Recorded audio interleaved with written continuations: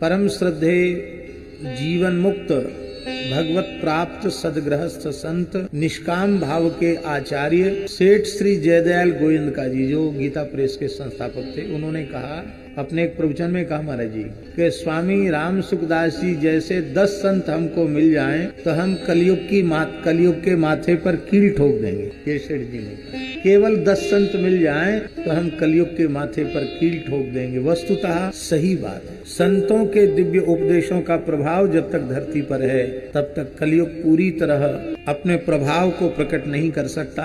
भक्तमाल में तो श्री नाभा जी ने घोषणा की है, बल्लभ सुत बल भजन के, बल्लभ सुत बल भजन के, कलयुग में द्वापर कियो, श्री विठलेश ब्रजराज ज्यों, लाड़ लड़ाई के सुख लियो।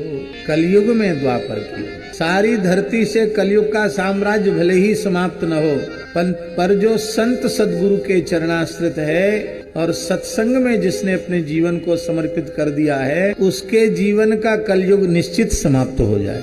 हमारे पूज्य गुरुदेव भक्तमाली जी एक बात कहते थे, भक्त शरण जी महाराज जी कहते थे कि कलयुग में हमारा जन्म हुआ, ये हमारी मजबूरी है, हमारा प्रारब्ध ऐसा था, कलयुग में जन्म हुआ।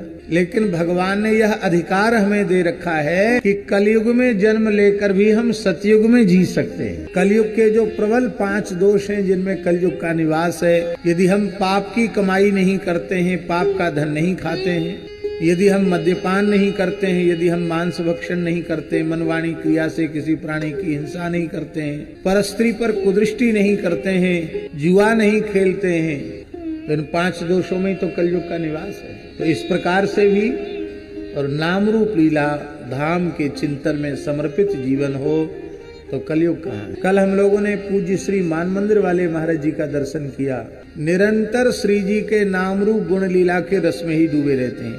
उनको कलयुग छू सकता है क्या? उनके इनारे किनारे भी कलयुग आ सकता है क्या? ये महापुरुष प्रमाण है, इनकी रहनी प्रमाण है कि कलयुग में